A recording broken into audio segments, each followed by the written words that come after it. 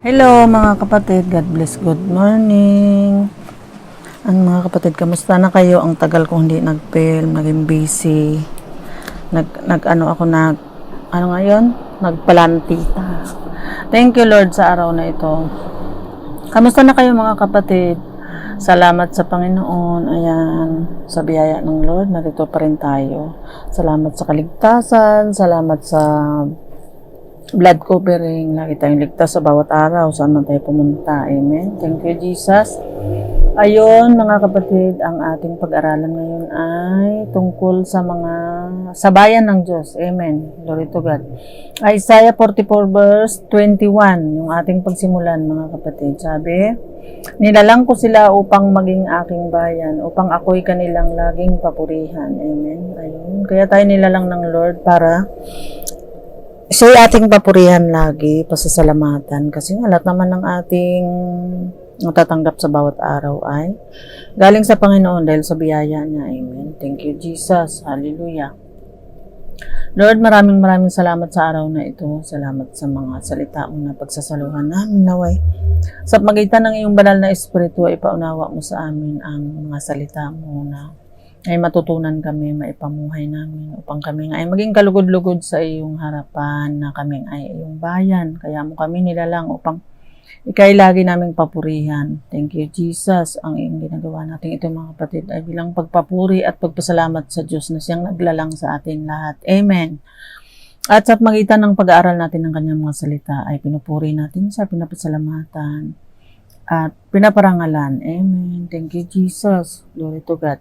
Ayun yung pinagsimulan natin mga kapatid. Nilalang na tayo ng Panginoon upang yung kanyang bayan, upang siya'y lagi nating papurihan. Isaiah 44 verse 21. Amen. Thank you, Jesus. Ayun. Ang sunod natin na verse ay 25 at 26. Babasahin natin. Ayun sabi, aking binibigo ang mga sinungaling na propeta, aray. Ayan, yung mga sinungaling daw na propeta. Alam naman ng Lord kung sinungaling o tapat yung mga propeta nila kasi alam nga niya lahat, diba?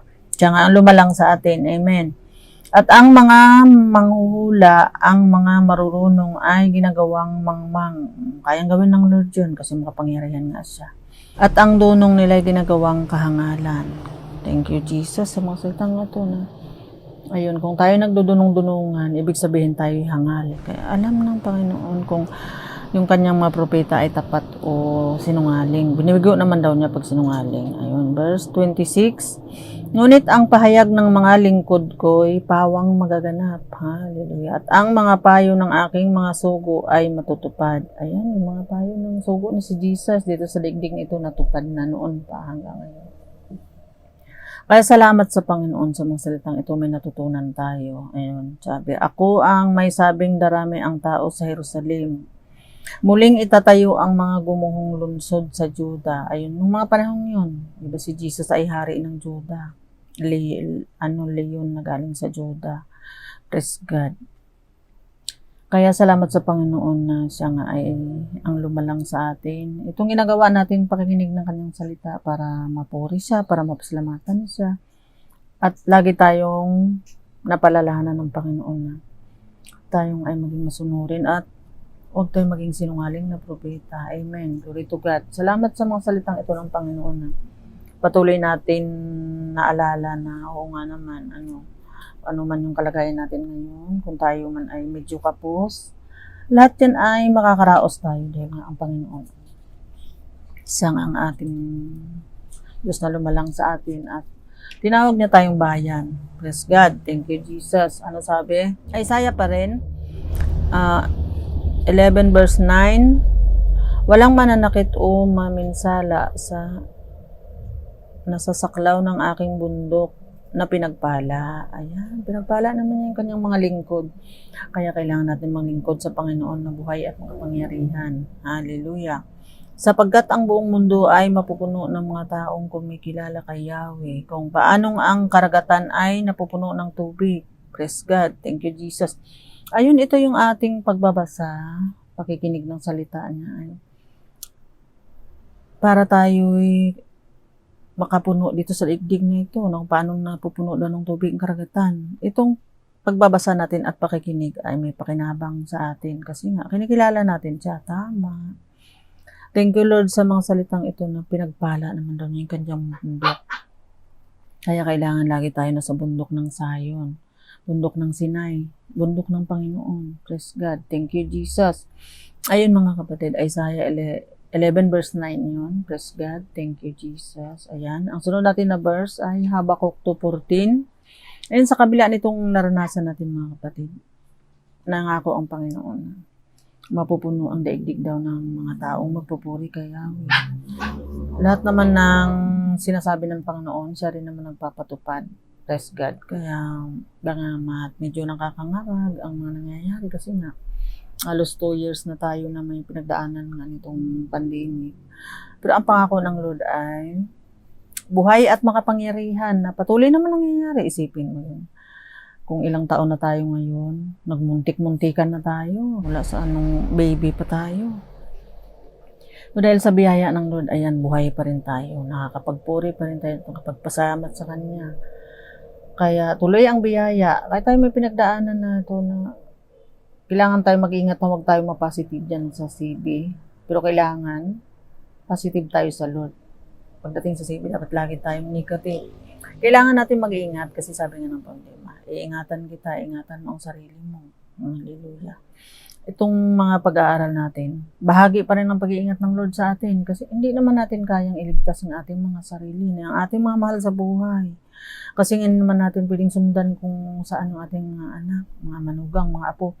Pero ang Diyos na sa lahat ng dako siya para ingatan tayong lahat. Kailangan lang natin ipag-pray, ihabilin sa kamay ng Panginoon na buhay at mapangyarihan. Gano'n man kalayo.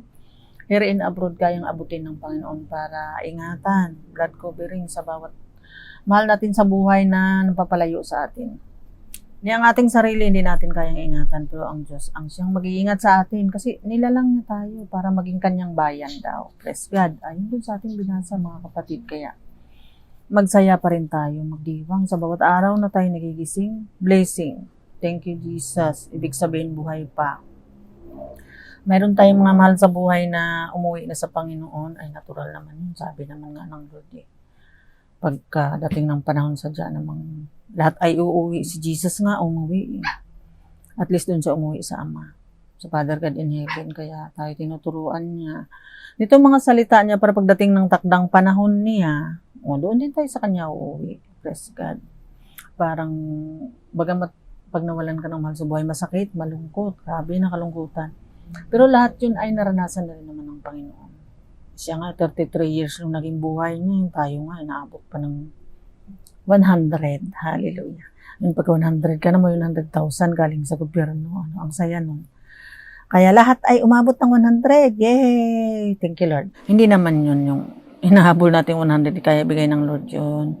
Thank you, Jesus. Ang kayamanan nga natin ay ang Panginoon na siyang naglalang sa atin upang siya ay ating papurihan. Amen. Thank you, Jesus. Ayun, mga kapatid, ay babasahin na natin yung kasunod na verse. Ang saya-saya. Habakkuk 2:14, sabi, subalit ang buong mundo ay, karugtong lang nung Isaiah 11 verse 9, buong mundo ay mapupuno ng mga taong kumikilala at dumadakila kay Yahweh kung paano ang karagatan ay napupuno ng tubig. Bless God. Hallelujah. Oh. Ito ang pangako ni Yahweh. Kahit daw ganito ang nangyayari, ang buong mundo ay mapupuno daw ng taong magkikilala kay Yahweh. Kung paanong napupuno ng tubig ang karagatan, matalinhaga, mahiwaga, makapangyarihan ang Panginoon. Sa kabila nung mga nangyaring ito ay panghawakan pa rin natin ang pangako ng Panginoon. At samantalahin natin magsaya at magpuri sa Panginoon habang tayo buhay pa. Huwag natin problemahin yung bukas kasi libuan diya tayo man ang sinabi ng Panginoon. Pati yung mga rapture, pati yung mga problemahin mo. Maghapon nga lang daw, sapat na yung ating kayang unawain. Yung bukas bahala ang Panginoon. Kasi yung bukas naroon pa rin siya para tayo ingatan. Ang kailangan lang natin kilalanin siya, papurihan siya, pasalamatan siya sa lahat ng oras habang tayo nabubuhay dito sa daigdig. Sinilalangan niya tayo upang maging kanyang bayan na siya ay lagi nating papurihan. Sabi dun sa ating pinagsimulan, Isaiah 44 verse 21. Praise God. Para tayo nga ay magkaroon ng kapayapaan sa daigdig na ito na napakatahimik. Hallelujah. Pero kung na ang Panginoon na sa puso natin, may kapayapaan pa din tayo. Makaranas man tayo ng problema, ng kalungkutan, natural yun. Kasi nga, si Jesus nga di ba sabi nga nasa gitna siya ng Getsemani, halos mamatay daw siya sa kalungkutan. Yung aso nga, marunong malungkot tao pa kaya. Praise God. Thank you, Jesus. Ayun, ang ating sunod na verse, mga kapatid. Praise God. Thank you, Jesus. Kailangan talaga natin ay pupurihan lagi ang Panginoon. Kasi siya ang bahala. Huwag na natin problemahin kung ano yung mga rapture, mga kung ano yan. Mahalaga kilalanin natin at papurihan ang Panginoon sa bawat araw. Kasi siya ang lumalang sa atin. Siya ang nakakaalam at siya ang may kapangyarihan para tayo ingatan. Praise God. Thank you, Jesus. Ayun, sabi, Isaiah pa rin. 4 verse 5 and 6. Pagkatapos, ayun. Pag napuno na ng mga taong kumikilala kay Yahweh, ito ang kasunod. Pagkatapos lilikha si Yahweh ng isang ulap kung araw, nalilim sa bundok ng Sayon at sa mga nagkakatipon roon. Ayan. Itong ginagawa natin mga kapatid, here in abroad, lahat ng mga nakikinig, praise God, ay nagtitipon tayo, hindi na sa bundok. Sa magitan ng YouTube, nakakarating sa bundok, nakakarating sa langit ngayong kanyang salita, praise God. At lumilikha naman si Yahweh ng ulap, araw sa araw. Tapos, liwanag paggabi, praise God, hallelujah. Kaya, lahat ng ito ay may makuha tayong kapanatagan, praise God. Kasi sadya naman, wala namang kapag-ingat sa akin, kundi sa atin, kundi ang Panginoon lang. Pati sa ating mga mahal sa buhay, malayo man o malapit, praise God. Kailangan ipagkatiwala natin at ipanalangin, mga kapatid, praise the Lord. Para tayo nga ay huwag ma-deceive ng kalungkutan, yung iba na nade-depress. Ang hirap ng ganun, mga kapatid. Ang Panginoon lang makapagligtas sa atin, kaya kailangan natin magtiwala sa Kanya. At pasalamatan natin siya at purihin sa bawat araw. Praise God. Sa bundok ng Sayon at sa mga nagkakatipon roon. Ayun, itong ginagawa natin, nagkakatipon tayo. At magiging maliwanag na ningas kung gabi, lalaganap ang kanyang kaluwalhatian, gaya ng isang malawak na bubong. Isipin mo yun. Bubong ng pananampalataya natin ay iingatan tayo ng Lord. Siya yung ating payong. Praise God. Magsisilbing lilim sa init ng araw at kublihan kapag may bagyo at ulan. Grabe na nga yung bagyo na inabot natin. Ito yung bagyo ng pandemic. Bagyo pero nakakaabo. Salamat nandito pa rin tayo. Hindi pa tayo naabo. Praise God. Dahil sa tulong at pagmamahal sa atin ng Lord, patuloy tayo niingatan. Kaya kailangan natin mag-ingat din. At ang panlaban natin ay prayer, mga kapatid. Ipanalangin natin, yung ating mga mahal sa buhay, malayo man o malapit, at ang Panginoon ang bahala dyan. Bless God. Thank you, Jesus. Salamat sa kanyang pag-ibig na walang hanggan at walang katulad. Thank you, Lord. Ayun, ano sabi? Hebreo 12 verse 22. Kasi nga, ayun. Sa halip, ang nilapitan ninyo ay ang bundok ng Sayon at ang lungsod ng Diyos na buhay, ang Jerusalem sa langit, na naroroonan ng di mabilang na anghel. Hallelujah. Ayun. Ang bundok ng Sayon. So, ayun yung lapitan natin. Ito, isipin mo yun. Nakaupo lang tayo, bawat isa nakikinig na sa bundok tayo ng Sayon. Nagkakatipon roon. Nagkakatipon tayo, mga kapatid. Praise God. Hindi, bundok noon, panahon nila ni Moses, talagang nag-aapoy. Ngayon, nag-aapoy sa ating mga puso ng salita at biyaya ng Lord. Praise God. Thank you, Jesus, na buhay. Sa Jerusalem daw sa langit, kinaroonan ng di mabilang na anghel. Ayan, itong ating mga ginagawa ay patungo sa Jerusalem na sa langit, hindi patungo sa impyerno. Para tayo nga ay maligtas. Hindi lang dito sa digdig to, pati yung ating mga kaluluwa pagdating ng panahon. Amen. Glory to God. Thank you, Jesus. Ayan, Jerusalem pa din. Galatians 4:26. Ano sabi? Ngunit ang Jerusalem na nasa langit ay malaya at siyang ating ina. Amen. Ayun, ito yung ginampanan ni Sarah na malaya. Tapos si Hagar nung dito pa sa lupa. Thank you, Lord, na tayo ay... Ayun, sinong tutulong sa atin para marating natin yung Jerusalem na sa langit na iyan? Galatians, Hebreo 12 verse 22, Galatians 4:26, tapos verse 6, Galatians pa rin, mga kapatid. Tutulungan tayo ng Lord para marating natin yung Jerusalem na nasa langit. Amen. Thank you, Jesus. Ayun sabi, Galatians 6. At dahil kayo'y mga anak ng Diyos, Amen, isinugo niya ang Espiritu ng kanyang anak sa ating mga puso na tumatawag sa Diyos ng Ama, Ama ko. Hallelujah. Ayan, isinugo ang Panginoong Diyos dito sa daigdig na ito. Namatay sa krus ng Kalbaryo at isinugo sa ating mga puso. Siya yung una sila tumatawag sa Diyos ng Ama, Ama ko. Tayo nga daw, diba? Yung kanyang mga kapatid. Praise God. Ayan, ang si Jesus ang tutulong sa atin para marating natin yung Jerusalem na nasa langit na yan. Praise God. Pero tayo magsikap tayo dito. Yung iba kasi sabi yung doon na lang daw sila sa langit. Sabi may ano daw, doon, John 14 verse 1, may mansion daw sila doon.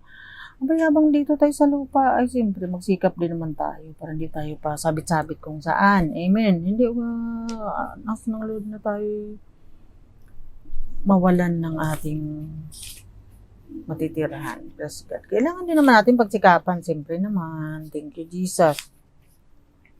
Salamat sa Panginoon sa mga salitang ito. Hallelujah. Jerusalem doon sa langit. Praise God. O, ayan. Si Jesus yung tutulong sa atin para marating natin yan. Kasi nga, bumaba sa dito sa daigdig na ito.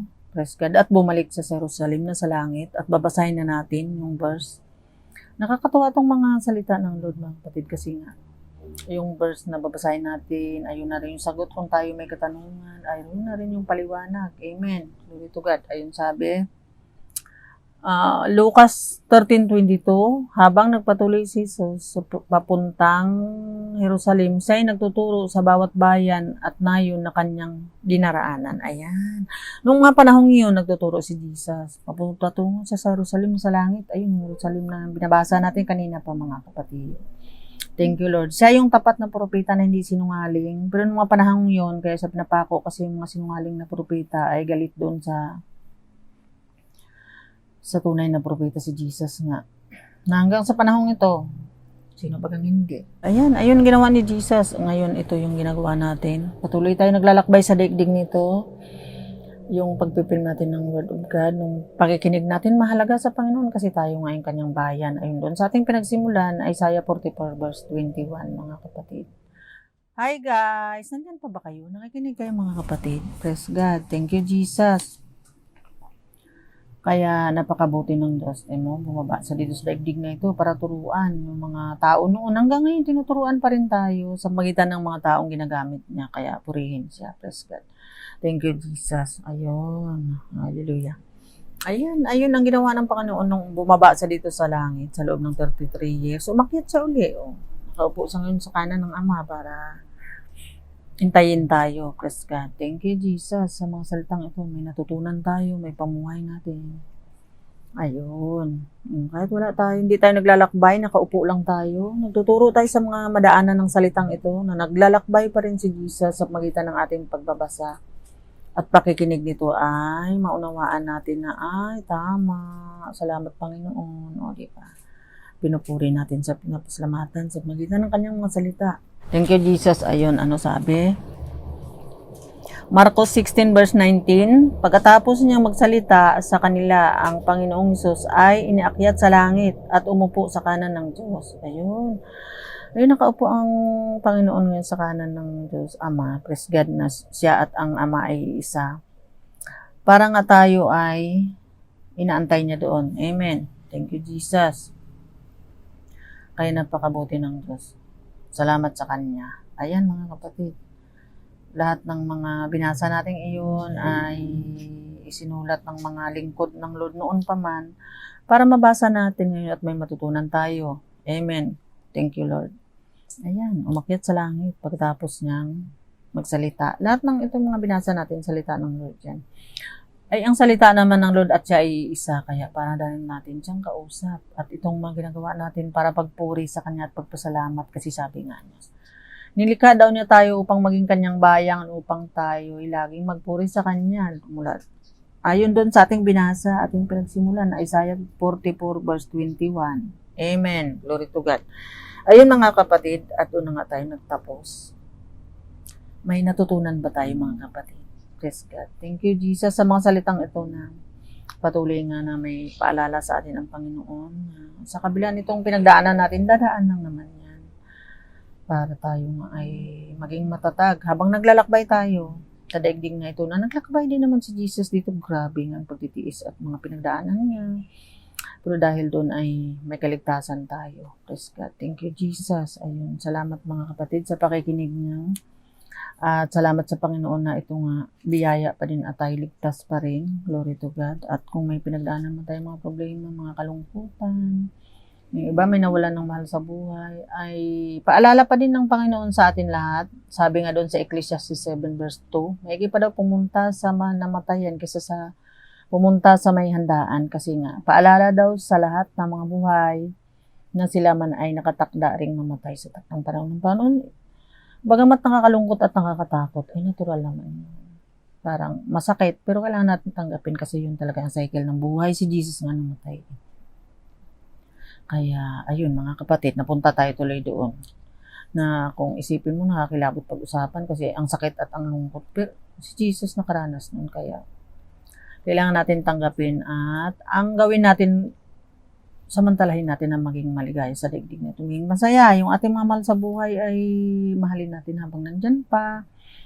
At kung magawa tayo mapasaya sila at pasaya, hindi naman natin sila. Huwag tayong puro sarili lang, mga kapatid. Praise God. Thank you, Jesus. Ayun. Thank you, Father God in heaven. Thank you, Jesus. Thank you, Holy Spirit. Amen. Glory to God. Hallelujah.